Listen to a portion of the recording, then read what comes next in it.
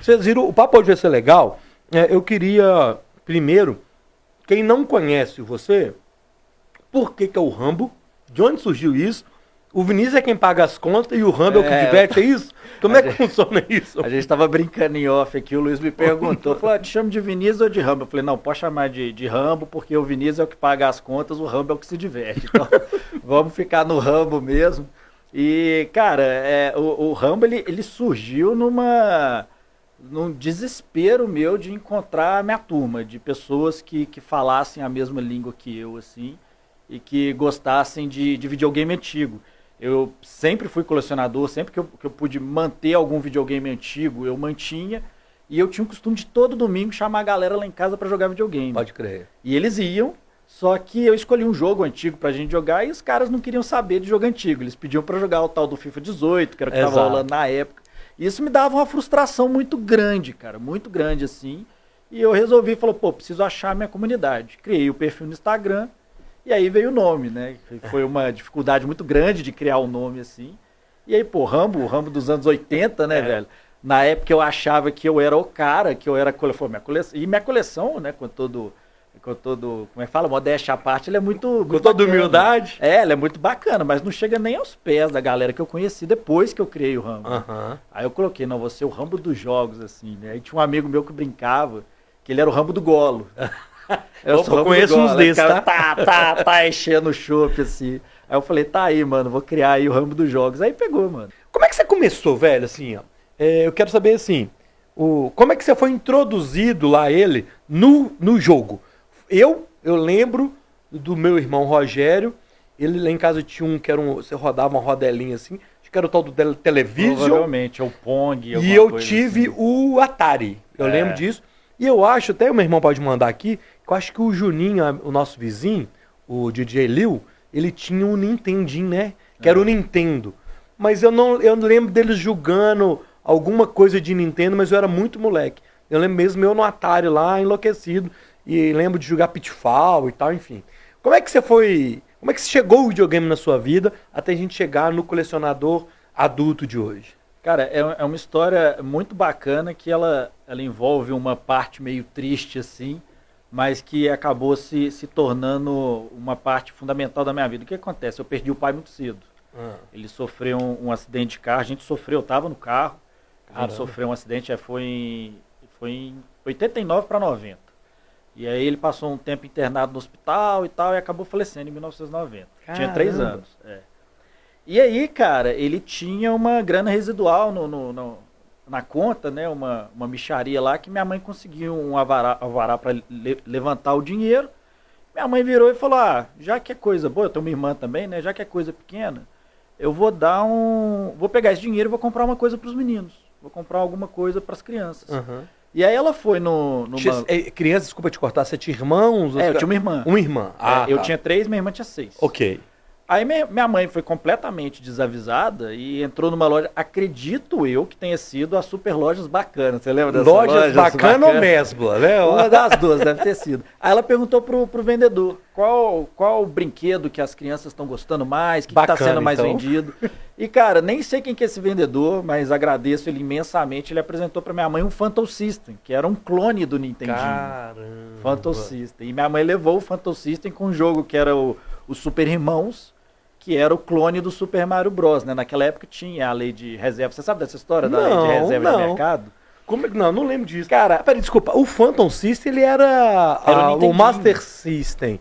Era Tectoy, que é uma empresa que era nacional. Da Sega, o Phantom era Gradiente.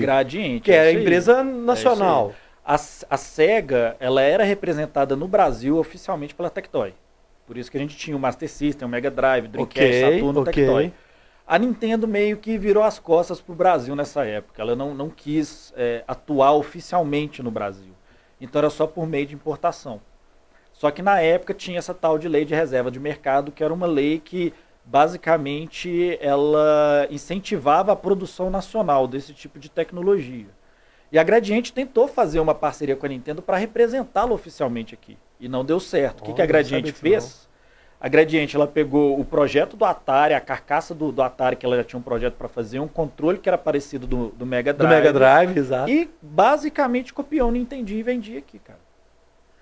Como se nada tivesse acontecido. E os jogos, eles também copiavam, tipo assim, a matriz do que era o jogo? Ele fazia o cartucho parecido, né? O cartucho do Phantom System era o mesmo formato do Nintendinho americano. Era um mais comprido, igual o Nintendo, só que era né? preto, ele era Isso pretão, mesmo, assim, E o do Nintendinho era cinza, sacou? Mas aí tinha os adaptadores pra você rodar o Famicom, que era o japonês e tal.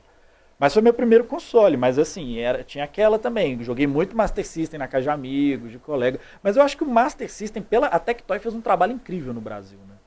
Fez um trabalho muito grande. Então eu acho, posso estar falando bobagem, mas eu acho que o Master System ele foi mais popular. O próprio Nintendinho, eu nunca vi na época. O original americano ou Famicom japonês, né? Mas tinha Phantom System, tinha o Top Game, Dynavision, que era tudo clone. Nossa. É tudo clone do Nintendinho. Era tudo clone. Com base nessa lei de eles faziam engenharia reversa, né? E a Nintendo nunca deu bola. Deixava rolar. Deixava rolar. Aí depois de um tempo ela fez a parceria com a Gradiente, aí sim ela passou a atuar no Brasil. Aí teve o Nintendinho americano Gradiente, Super Nintendo Gradiente, Nintendo 64 Gradiente. Eu lembro, cara, meu irmão tinha que estar aqui nesse papo com a gente, que eu acho que o Jorge, né, o Rogério tá assistindo aí, eu acho que o Jorge tinha esse Nintendo original, né? Meu irmão me manda, talvez ele manda no zap aqui. Ele mandou aqui que o videogame é o Odyssey. Ah, o Odyssey. Que era meus primos. Você tem um, pô. Tem Odyssey. Eu tenho o Odyssey 2, né? Porque tem o Odyssey 1. Cara, o Odyssey 1 é uma das coisas mais inacreditáveis que eu já vi na minha vida. Porque na época não tinha gráficos. Então o Odyssey 1, que era o primeiro, provavelmente não foi esse que você jogou. Ele vinha com... Era uma espécie de papel, não sei se é celofone, não sei se vou falar besteira, mas era um papel que você colava na televisão para ter os gráficos. O videogame ele era um sinal luminoso. Então você ia jogar, por exemplo, um jogo de tênis, aí você botava a quadra de tênis na televisão, ele vinha em tamanho 14, acho que eram 3 tamanhos, 14, 21 polegadas e outro tamanho, que era o mais comum na época. Você pregava na TV para jogar, cara. Era um negócio surreal. O Odyssey 2, ele era mais parecido com o Atari. Só que aí tinha diferenças, né? O Atari tinha o Pac-Man e o Odyssey tinha o Come-Come. Isso. Aí tinha jogos muito legais. Tinha o jogo do Didi até, cara. Didi na mina encantada. Didi? Isso era um hack, né? Porque a Odyssey já tinha hack então nessa época. Mas era oficial, assim, era com autorização. Aí tinha o Senhor das Trevas, a Odyssey tinha representante aqui acho que era da Magnavox, né? Tinha representante aqui no Brasil, então tinha essas coisas mais voltadas pro Brasil, né? Eles pegaram um jogo qualquer de um bonequinho que era mineiro e botaram Didi na mina encantada. Cara, é surreal esse jogo, velho. Jogo do Didi Mocó, velho. Eu vou procurar. Doido. Tem vídeo disso? Eu nunca vi isso. Tem Didi na mina encantado. Eu tenho esse jogo lá em casa. Beleza, então tá lá o Rambin na época, com a irmã brincando de Phantom, né? Assim. Falou a palavra certa, cara, brincando, porque eu tinha 3 para 4 anos de idade, então eu não entendi direito. Virou um negócio de família pra gente brincar junto e jogar, não tinha nem ideia, minha mãe me ajudava e tal. Mas eu apaixonei, o tal do Mario Bros, cara, não tem como você não apaixonar com aquilo, era muito doido. E aí juntava também com Master System e tal, e aí com o tempo foi evoluindo, né? Aí foi vendo Super Nintendo, 64... GameCube, Wii, tem umas paradas legais disso, que eu vou contando a minha história com videogame. Tem muita galera da nossa idade que foi parando, né? O videogame foi largando. Então tem muito videogame mais atual, entre aspas, que a galera nunca ouviu falar. Tipo, igual, por exemplo, Nintendo GameCube, muita gente não conhece. Eu lembro assim, eu vou fazer um paralelo com a minha vida, né? Assim, eu lembro do Atari, nem o Atari 2000, não, é o outro que tem uma... de madeira, assim, é o primeiro Atarão mesmo. Que eram deve ser. Que tinham de 4 e 6 chaves. Isso aí. Eu lembro desse. Muito por culpa também que meu irmão era 5, 6 anos mais velho que eu, então eu meio que naveguei nisso também um pouco. Depois o Master System foi o que eu mais joguei na minha vida. Eu e o Rodrigo, meu vizinho, isso era o dia inteiro jogando essa parada. Você lembra de algum jogo que te marcou assim, do Master?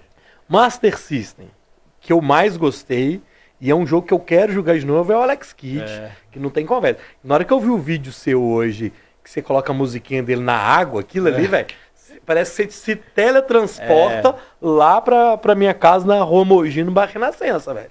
Sentadinho no sofazinho lá, com a estante, aquela televisão lá de casa girava, assim, ó, pra você mudar os canais, sacou, velho? As caixinhas que a gente botava atrás da televisão, vai queimar a televisão, tinha toda essa brincadeira. O Alex Kidd, o Double Dragon, porque eu jogava eu e o Rodrigo juntos. Difícil. E o Moonwalk, velho. Moonwalk. É o que lembro, assim, da muito. hora demais. Da hora.